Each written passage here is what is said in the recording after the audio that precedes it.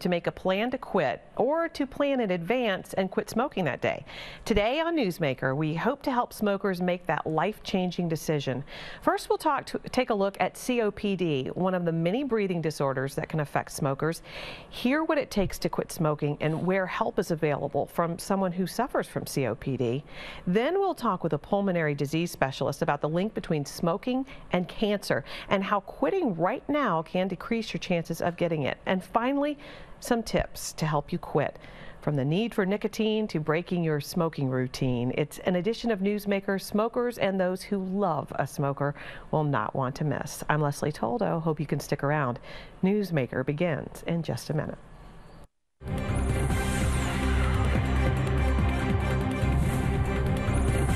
Thinking Tempur-Pedic? Think Sleep Doctor, and here's why. It's the biggest Tempur-Pedic offer with the lowest price ever, only at the Sleep Doctor. Get a Tempur-Pedic Cloud queen set with flannel sheets, plus a mattress protector, plus a 50-inch TV from Best Buy for just $55 a month, interest-free. That's right, $55 a month, interest-free. And the Tempur-Pedic Ergo System for just $20 a month. If you're thinking Tempur-Pedic, think Sleep Doctor first. Hi, I'm Hank Graff. Can you believe this redesigned 2013 Malibu LS is just $144 a month? What do you get for $144 a month? A great mid-size ride in standout styling with plenty of room. The latest in technology like OnStart and hands-free Bluetooth. You get compact car fuel economy and the quietest Malibu ever. It has 10 airbags that makes this Malibu best in class for safety. All for just $144 a month at a Graff dealership near you. It started out like a totally normal day. I love you. I mean, I guess I was a little sweaty and I was definitely sore. I thought I had gas. Turns out I was having a heart attack. Heart disease is the #1 killer of American women. So now I take care of my heart and I tell the women in my life to do the same. Sounds great, by the way. That's nice, sweetie, but that's not my heart. That is. Find out more from the American Heart Association at goredforwomen.org.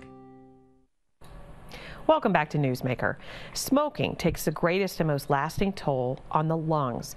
Of course, we usually go right to lung cancer, but there are so many devastating and lasting breathing disorders that smokers and ex-smokers suffer with.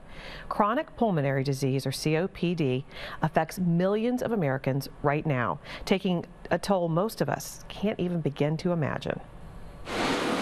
Walking, tackling stairs, Kay Ferguson starts her day with a 10-minute trek, toting around a 28-pound oxygen tank. Good morning. And that's just the beginning of her day. This is Gal Gal.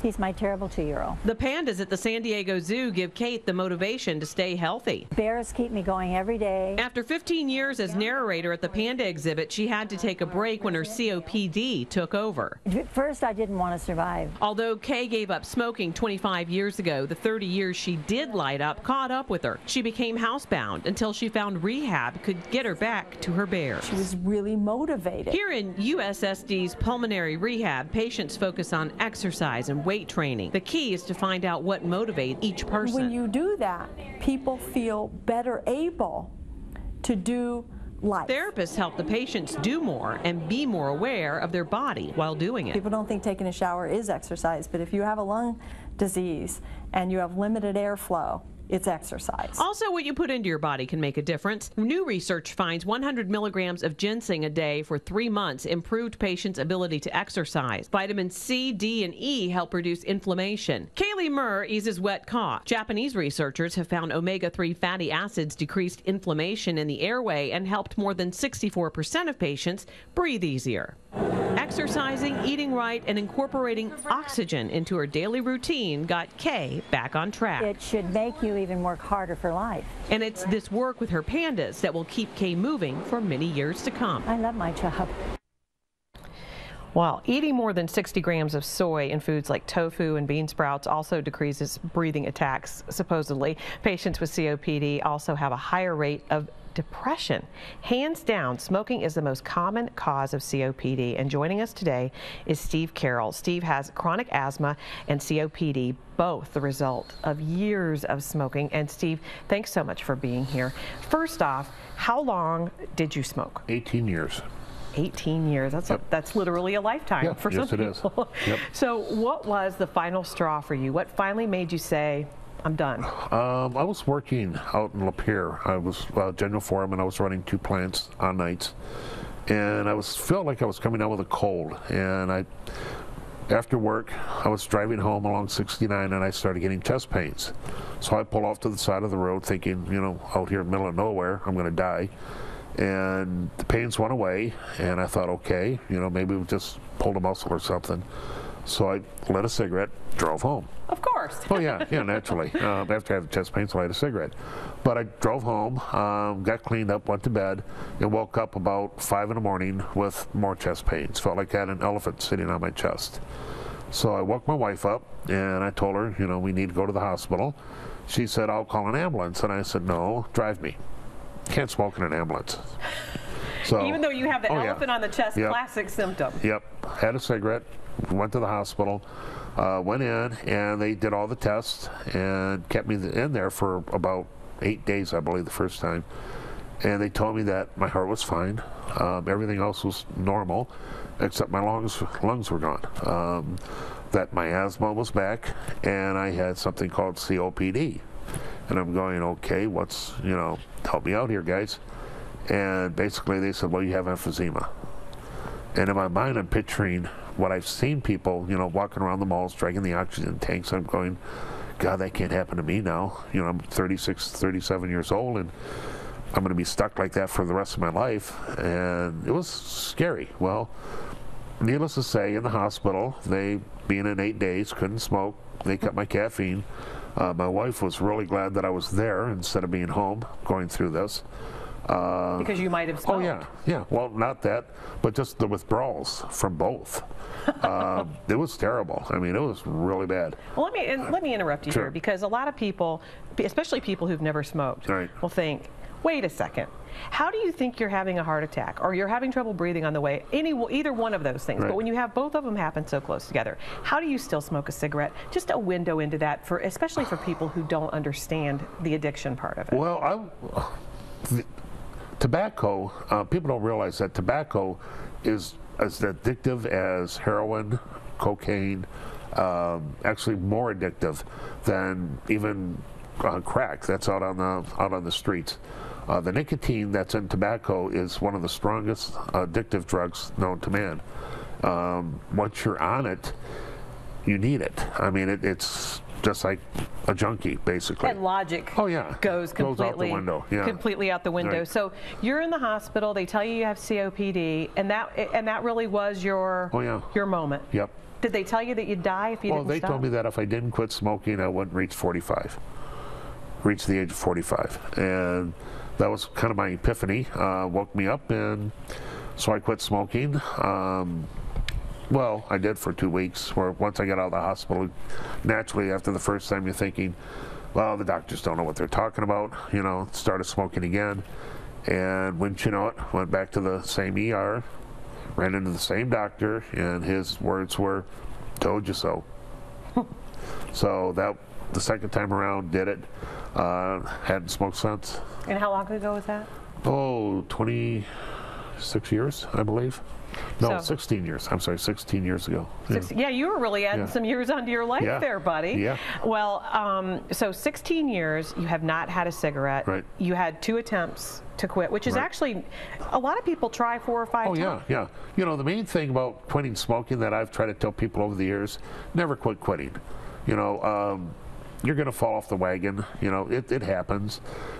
Don't let it get you down. Just step back and redo it again. You know, go through the same process that you did before, but never quit quitting.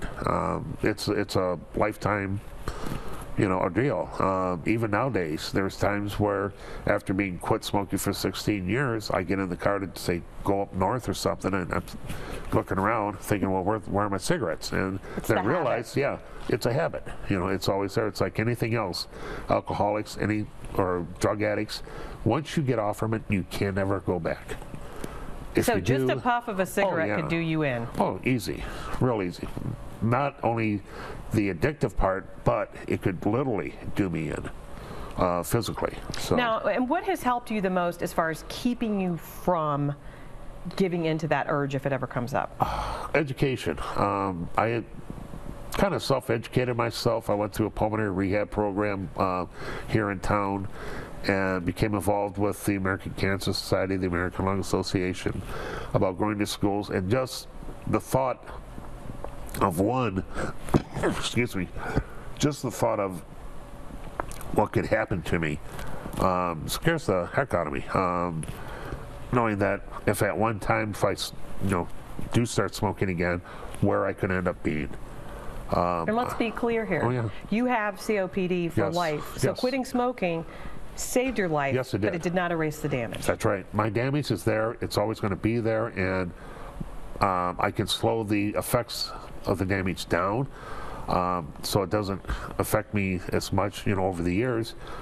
But up till a month ago, I didn't wear oxygen, and all of a sudden, now we're on oxygen because of catching a cold, getting a virus, and with the damage to my lungs, it just kind of added everything up, and now we're on oxygen. So. Well, and we are running out of time here, but real quick, I want to say, because I know that there is a support group. I know Yes. you've been heavily involved with that. Right. How important is it for a smoker to have other smokers? They need it. I mean, for people that quit, you need to have that. You need a support group or other people around you to help you, commend you, work with you, have somebody that you can call. Like if you get the urge, you need a buddy, a non-quit buddy. Especially somebody who's been there. Oh yeah, yeah, and it's amazing what other people can do to help you with your addiction, just by having somebody there that you can call and saying, hey, I've got the urge, talk to me. And you need it. And the support groups are great. The one we have is for people who have already quit, but we get people that come in that still smoke, and they sit around. We could talk to them, express what happened to us over the years, maybe help them out. Okay, well, thank you for how much you help others, and we certainly wish you well and hope you are feeling well, because I know this is a tough time of year for you with COPD. We'll have more information about your support group and other resources available also on our website, abc12.com. We know about COPD, but what does smoking really do to the whole human body? Why is quitting so hard? What are the best methods? We have those answers and more still ahead on this special Great American Smokeout edition of Newsmaker. Stick around. Tonight, when the